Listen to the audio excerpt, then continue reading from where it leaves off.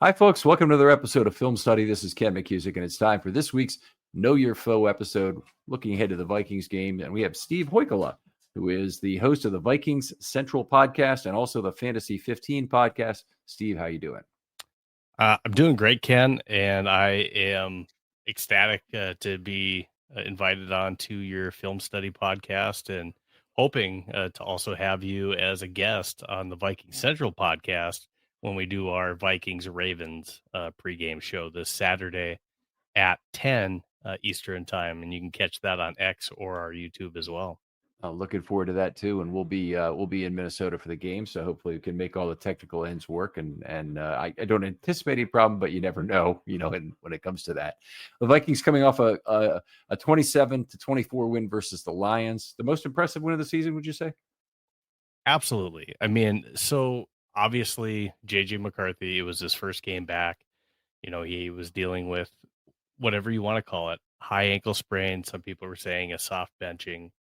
But again, we dealt with multiple weeks of Carson Wentz and finally got JJ back. Now you heard a lot of the background noise as far as, it was 2 games. This is really his rookie season, being he was hurt all year last year. So coming into that Detroit game, obviously you're a heavy underdog coming in with a quarterback that, frankly, has only seen 2 games and a rough last outing against the Atlanta Falcons in week 2. So coming into that game, I think expectations as Vikings fans and even what Detroit fans had was that was going to be a blowout game for Detroit. So for JJ McCarthy to step in, and now people that like to box score watch, and you look at that game and JJ McCarthy only throwing for 143 yards, that probably looks like he didn't have a great game. Right. But if you watch the game, he actually had some really big throws in that game. Now he's definitely got some stuff to work on, but he made some really big key throws in that ball game, and he had some receivers drop some big passes too. But he made some big plays with his arm and with his legs. Of course, that go ahead run in touchdown that he had, and then the pass on third down late in the game to really seal it. For the Vikings against Detroit to get that 27-24 win again at Detroit. And, he now has, he's played 2 division rivals, the Chicago Bears and the Detroit Lions, both away games. And the Vikings are 2-0 in the division and in the NFC North. That's huge.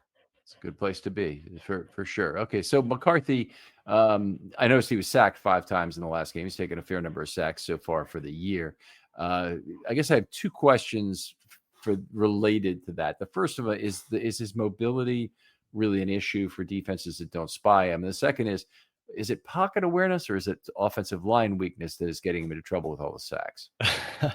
So this could kind of go both ways. Now, as far as the question of his mobility, so I'll start there. He's got great mobility. To be honest, JJ McCarthy can really get out and run. So he has the ability to do so. But with him now having 3 starts under his belt, what we've seen in those 3 starts is because of the offensive line health, it's hard to get a really good gauge. I think Detroit was a pretty decent one, but because we have not been healthy almost the entire year, and Ken, if you're a Vikings fan, this has been living in a nightmare as far as our offensive line, because every week, I want to say in week 5, I think we already had 14 different offensive line combinations. Wow. And that was just by like week 5. So it was really messy because we didn't have Christian Darrisaw to start the year. We thought we would. Donovan Jackson was having some injury issues coming in. Ryan Kelly wasn't quite healthy, and he was a new addition that we brought in from the Colts. Will Fries we brought in from the Colts as well, and he's actually been the only player that's been healthy on the offensive line the entire year. And then we've dealt with some injuries over the last few weeks with Brian O'Neill. So our 2 bookend Pro Bowl tackles that we have, not having those and having to, use subs, and we've even had with Ryan Kelly out, we actually had Michael Jurgens, our backup center, go out as well, and we had to play our last year's starting left guard, who is a backup this year for us, Blake Brandell. Mhm. He's played the last 4 games at center, and with mostly positive reviews for that, but he's never played center. All right. He's played center in some practices, but I mean, mostly he has been a backup tackle and a guard. So getting those reps in at center has been kind of few and far between for him, but he's done well in that position. He's a not a normal center, and it's different footwork that you have to have as a center compared to being a Of course. guard or a tackle.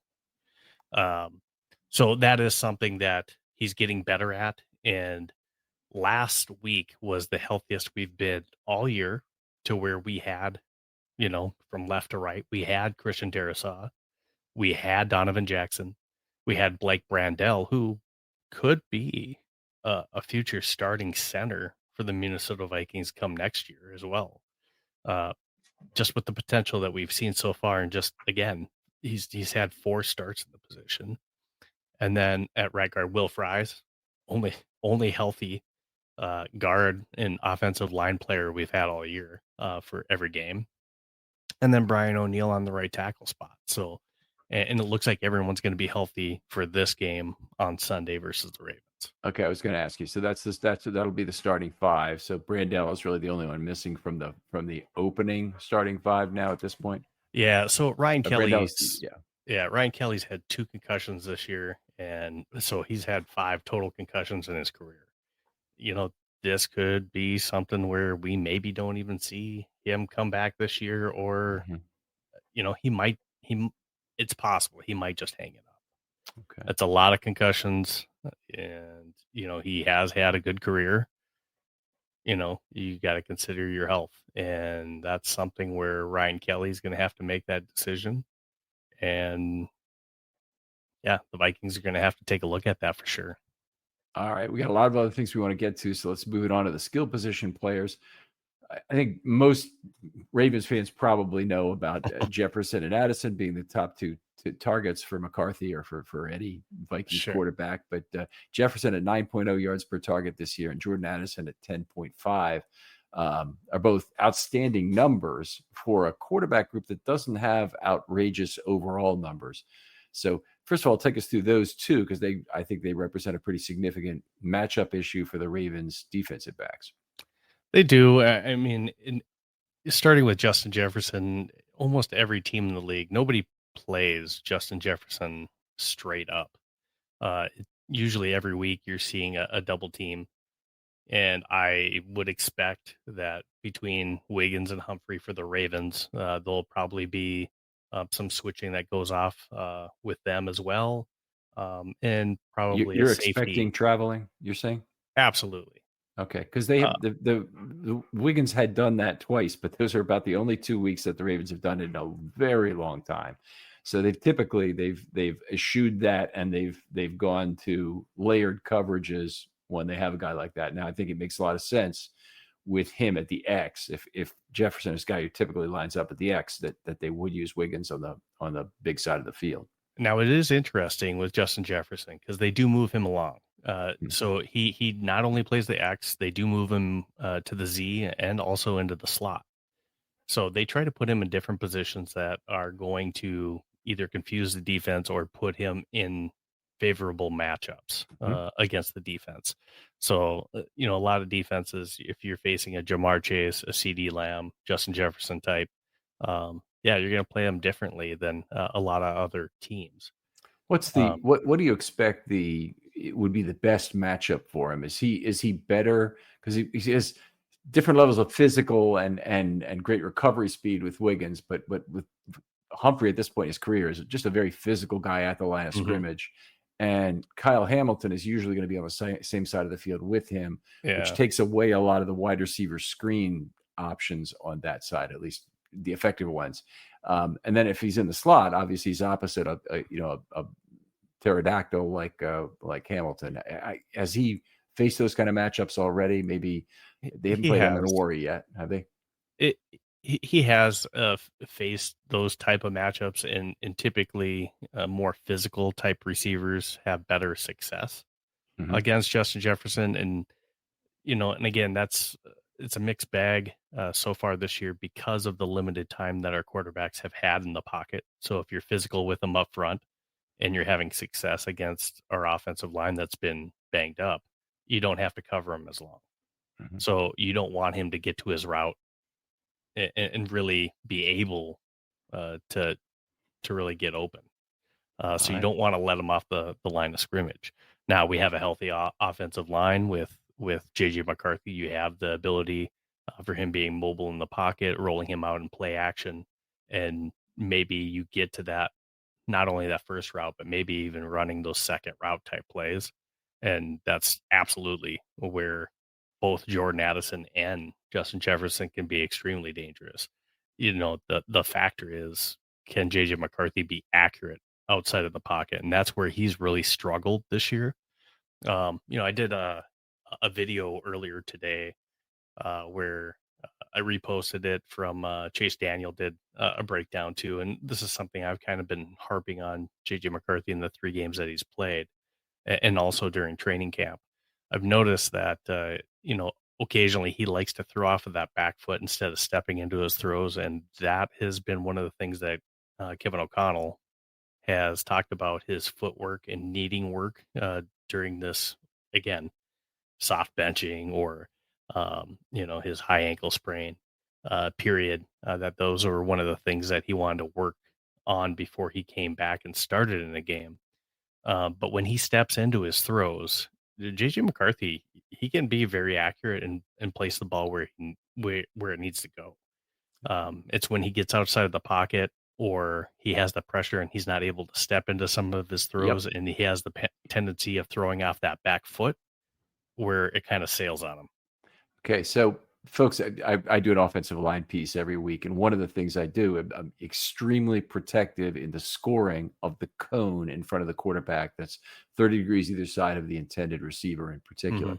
And when players get in there, the quarterback just can't confidently step into that throw, and that's where a big differences between PFF and me in terms of how we score pressures in that Sure. exact cone. But it sounds like that's a big problem for McCarthy.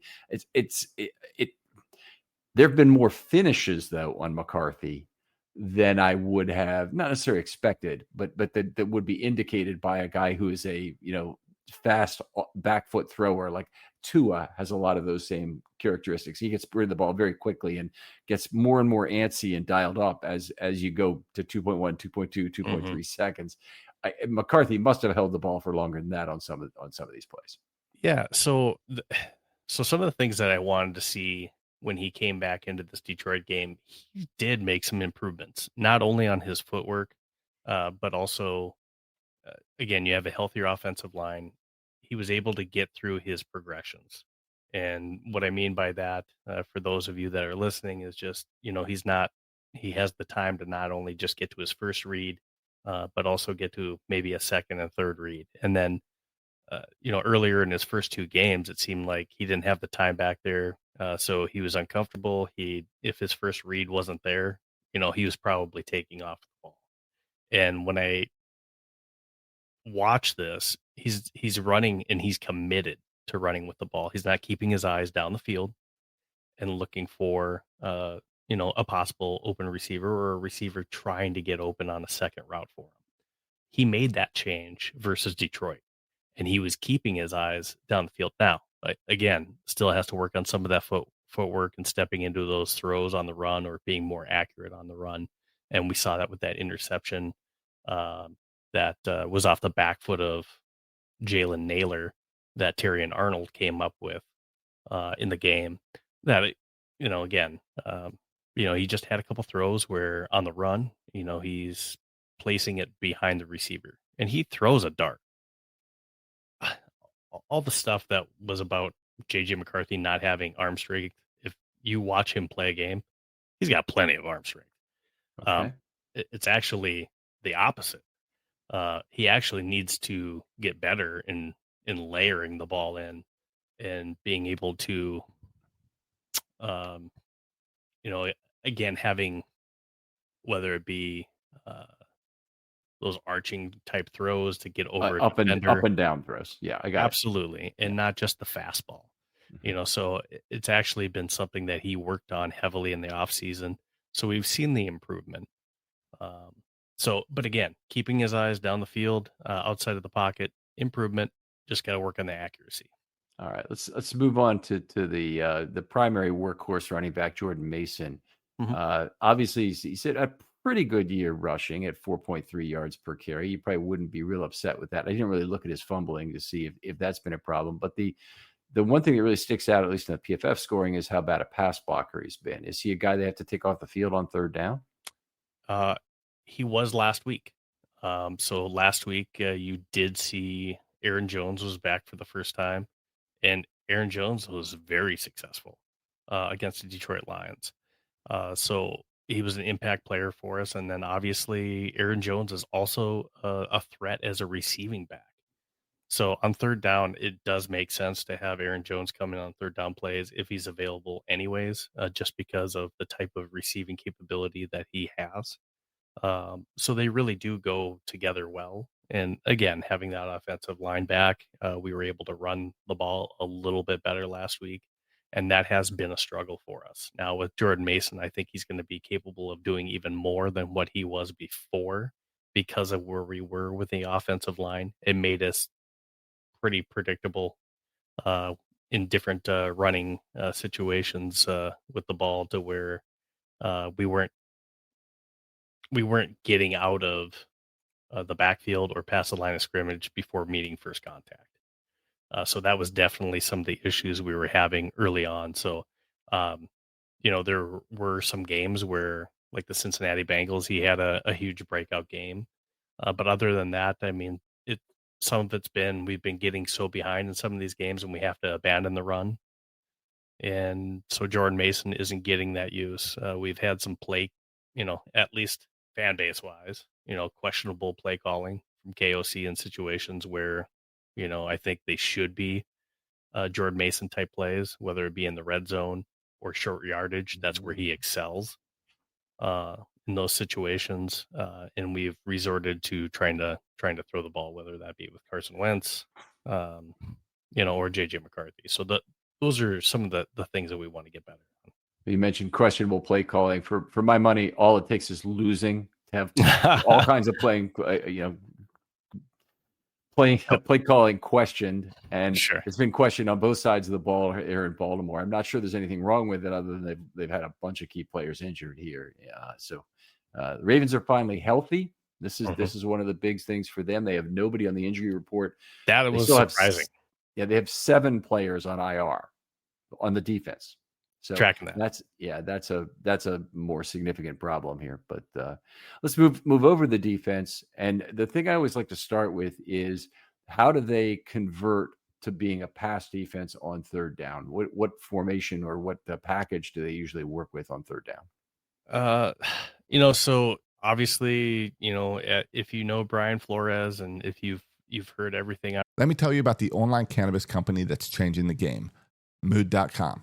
They created an entirely line of functional gummies, 100% federally legal THC blends, discreetly delivered right to your doorstep. And here's the best part.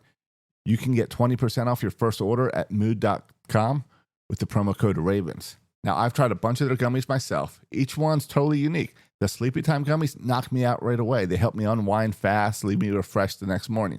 The Epic Euphoria gummies, they're perfect for when your day just isn't going the way you want it to go. What makes Mood special is how they pair the THC with natural herbs and adaptogens. You won't find blends like this at any local shop. They've got gummies designed for focus, relaxation, clarity, even energy, all made from cannabis grown on small, family-owned American farms. No pesticides, no shortcuts, just high-quality weed you can trust. Plus, Mood backs everything with a 100-day satisfaction guarantee. So head on over to Mood.com, check out their amazing selection, and don't forget to use the promo code Ravens at checkout to save 20% off your first order. Brian Flores and third down, especially in third down long, the Minnesota Vikings are actually one of the best in the NFL. So if you're in a third But down and do they long, play nickel, dime? What do they play? They have do you have a committed nickel scheme where they keep a 4-2-5 on the field, or do they go to have a dime back? yeah, so they do throw in that dime back. It depends on the formation that comes out. They like to play that cover two or even a cover one type look. They like to send the pressure. Brian Flores sends the blitz at a 43.7% rate. That's the I highest saw in the that. NFL. That was really successful last week against the Detroit Lions. Now, that is something that we were struggling with. We did get Andrew Van Ginkel back finally last week. We just recently got back Blake Cashman, which was a big upgrade for our defense. But we really excelled with rushing up the middle with our linebacking core last week. So whether it was Eric Wilson or it was Blake Cashman up the middle, we were definitely blowing up the middle of the offensive line, and that's where we were having success against Jared Goff and getting pressure. Now, with Lamar Jackson, it's a totally different situation because Jared Goff does not have the mobility that Lamar Jackson has, and that's a totally different task altogether in trying to contain and then tackle Lamar Jackson. My question for you would be, is Lamar Jackson fully healthy and does he have the confidence and the capability to run like he typically does? I didn't really see a whole lot of that last week. No, it was limited. This is a Know Your Foe Viking show, but I'll just say that's going to be one of the big questions this week is whether the Ravens have all of the tools in their toolbox to run their various schemes, because they're an unbelievable misdirection team when Lamar Jackson can actually run. I think they're going to have to show it right off the bat at some point just to demonstrate to the Vikings that they need to account for Lamar and account in a really significant way. And once the Ravens get your inside linebackers moving, you're screwed in terms of the run game against them. Sure. They are very good at when they get that first contact in level 2 in making hay. But I really was asking more about personnel package than coverage schemes. The question was, do they take off 2 inside line? Okay, 4-3 base scheme, right? That's what the Vikings run. They typically run a 3-4 scheme. Okay, is their base.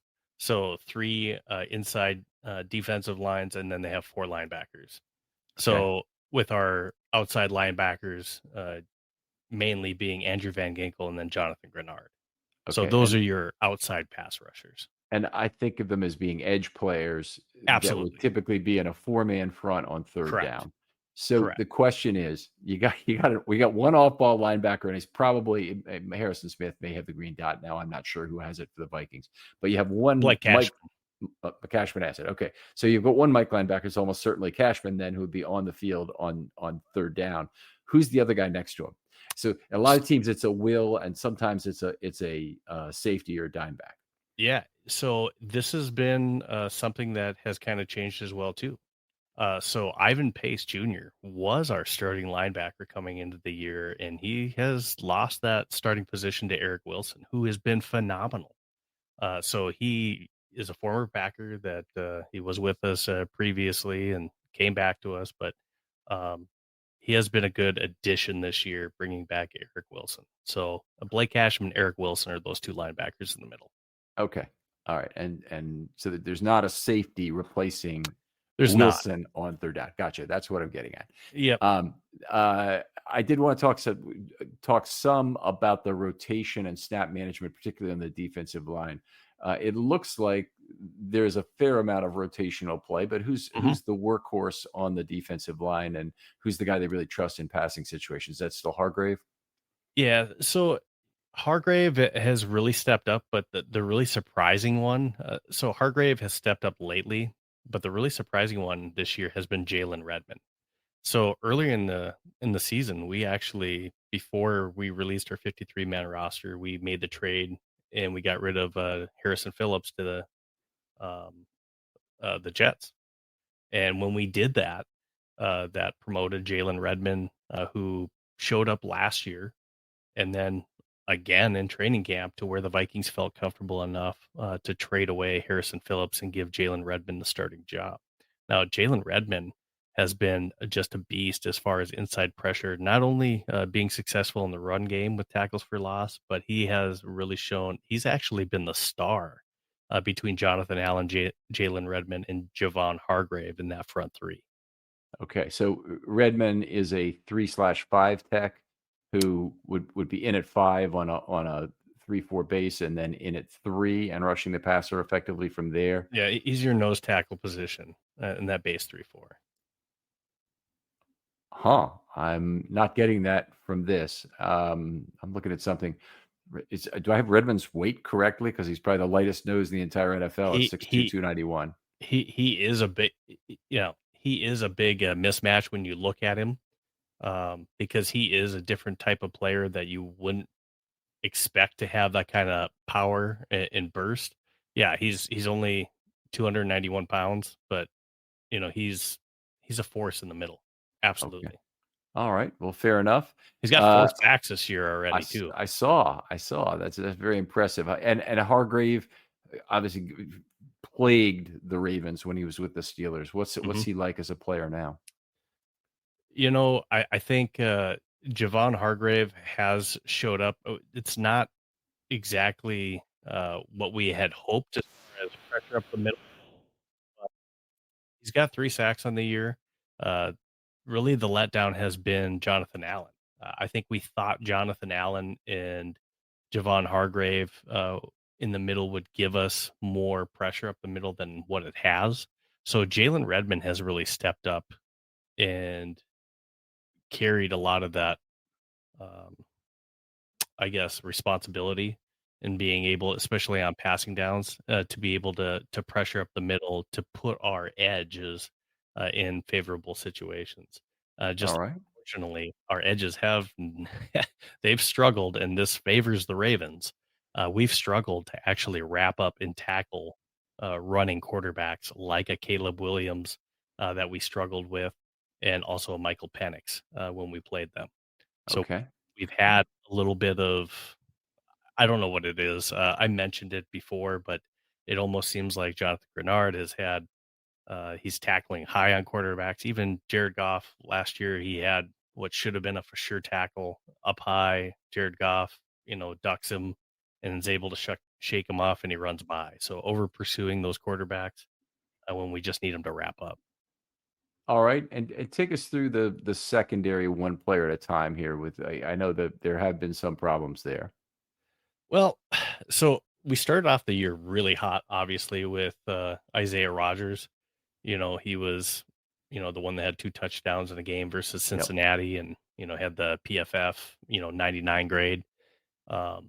He has played well most of the season during the Eagles game, and then also last week. Now, it could be argued that Jameson Williams pushed off on that last touchdown that the Lions got late in the game. But he has seen a couple plays where he did get burnt by Devonta Smith in the Eagles game as well. But for the most part, Rodgers has been probably our most consistent corner.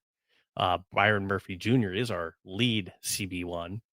And I don't think that, he's played terrible this year. We're kind of a bend, don't break type of defense. We pride ourselves on not giving up the big play. And typically we play a lot of shell coverage over the top because we don't want to get beat deep. We'll give you the underneath stuff, but, we pride ourselves on not giving up the deep ball and the big plays. But unfortunately, that has hurt us against a couple teams, notably the Steelers as well too. The DK Metcalf play that they had, but on the back end, kind of an unsung hero that also has struggled in some different matchups or mismatches has been Metellus. Metellus has really been.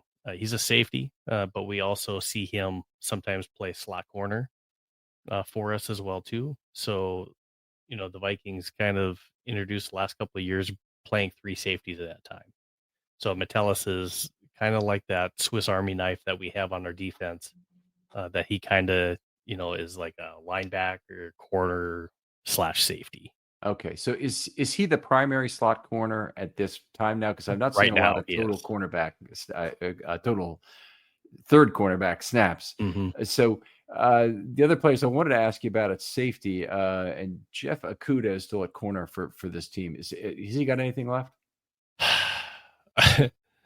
If you ask most of us Viking fans, just I think we need a different solution at corner. We are hoping that we were hoping in the trade deadline that we would come away with a different type corner, but that didn't end up working out for us. But Jeff Okudah has just not looked like the reclamation project that the Vikings had hoped that he would be. He was burned regularly. In training camp when we faced the New England Patriots, and so we kind of saw it early, and but it looked like the Vikings were pretty sold on giving him that CB3 job, and it just hasn't worked out. Now the Vikings do have a scheduled visit with Asante Samuel, actually, I guess on Friday, so tomorrow. So they do have a scheduled visit with him. We'll see if he's even healthy before they offer him a contract. And there's a lot of other teams that are competing for his services. But yes, I think we're looking to replace him. We did have Fabian Moreau that came up from our practice squad last week that actually played pretty well in spurts where we needed him to. All right. So it looks like it's been tough. Okudah, definitely one of the players probably over the last decade who was the most disappointing in the top 5 of the draft. He was drafted number 3 overall by Detroit originally, and he's never been a decent coverage player. So no, that's really a shame. All right. Well, he's 6 years in now, even though he's still only 26. I mean, it is he might well be on his last chance here. I mean, it might not be playing football next year, or if he is, he'll be on somebody's practice squad maybe to start the year. Yeah. And the Vikings will have some decisions, as we move through the rest of their secondary. Harrison Smith has been an institution of Minnesota Vikings football and defense. I mean, obviously, the Baltimore Ravens, are known for, having really good defensive players, but and Harrison Smith has been one of the best, safeties during his time in the NFL, and I believe he holds, at least with active players, the most interceptions among active players in the NFL, at least for safeties, if not all corners and players right now too. But this is probably his last season. We thought he had hung it up last year, and I think with some of the offseason moves that the Vikings made, it was enough to lure him back for one more season. So after this season, we could be looking for a replacement for Harrison Smith as well. All right. Theo Jackson. Yep. Yep. Theo Jackson is our other starting free safety that we have. And he is actually questionable to play this weekend. He was limited in practice. So we'll see if he's able to go this week. But I haven't seen anything that, says, hey, he's leaning towards playing or not playing. Just seeing that he's limited in practice right now, too, with an injury. But Theo Jackson has been somewhat of a bright spot at that position for us this year after needing him to really come up and be the starter this year. All right. Well, I always close the show by asking for one player on each side of the ball that you think matches up well against the Ravens. Who would you have for each side? Oh boy. I really think Jordan Addison is one that probably is a good matchup for the Minnesota Vikings versus the Ravens. And I just think that the focus, for almost all defenses is going to be on Justin Jefferson. And that's where Jordan Addison, he's usually going to get the number 2 corner. Now, again, the secondary for the Ravens is good. But Jordan Addison, I really think in training camp was hands down the best player on this team. And even though he had a 3-game suspension, he has looked the best. And he was the one individual that had just a remarkable chemistry with JJ McCarthy. They haven't had the time to really work on that during the season because last week was the first game that they actually got to play. But I would say that he is definitely a player to watch in this game. versus the Ravens on the offensive side of the ball. How about the defense? Yep. On the defensive side of the ball, so this could be tricky. I really think that Jalen Redmond is that player. It could be Jonathan Grenard, but you guys are pretty solid on the tackle position. But I think up front, Jalen Redmond. I know you got Linderbaum up front too, but between Linderbaum, just Falele and Voorhees, maybe there's some success that can be had up in the middle. I really don't think there's a whole lot of hey, we're gonna sack the heck out of Lamar Jackson, but I think trying to slow the running game of Derrick Henry is going to be the focus of the Minnesota Vikings and try to make Lamar Jackson throw the ball on us. So we're going to try to corral Lamar Jackson. We're going to try to slow down Derrick Henry, and that's going to be the chemistry of the attempted success come Sunday. That is the way that most teams have been playing it this year, is really crowding the line of scrimmage and forcing Lamar to beat them. And he's done well with it. But a lot of people don't understand that. And Dan Orlovsky had a particularly foolish comment about it. He talked about the relatively few times that the Ravens had run the ball, despite the fact that they were one of the best teams running the ball on first and second down. And the reason is pretty simple, because the other teams just will line up in a way that'll make it not profitable, and the Ravens are forced to throw against it. And also, they had 15% fewer snaps at that point in the season than any other or the average team had. So there are lots of reasons for it. But anyway, I appreciate you coming on, Steve, and take us through the Vikings personnel here. Tell folks where they can talk football with you online or follow your pods. Yeah, absolutely. So if you're on X and you want to follow Viking Central, and if you want to see Ken also on Viking Central, you can check us out at Vike Central on X. And then if you're interested in fantasy football and you'd like to see our Fantasy 15 fantasy football podcast show, you can also follow us on at Fantasy 15 FB on X as well. Now, if you check out X on either of those two, you're going to get the different links or the link trees to our various social media as well. But look forward to having you on the show, Ken. I appreciate you having me on here to talk a little bit of football with Vikings Ravens. I'm excited for the game. I think this is probably the toughest game that we have remaining on our schedule. I know we have the Packers. I know we have the Lions. But as a matchup goes, Lamar Jackson, Derrick Henry, this is definitely, I think, the hardest, most difficult game that we have on our schedule remaining. All right. Interesting. Great to have you, Steve, and have you go through the personnel here in an efficient manner.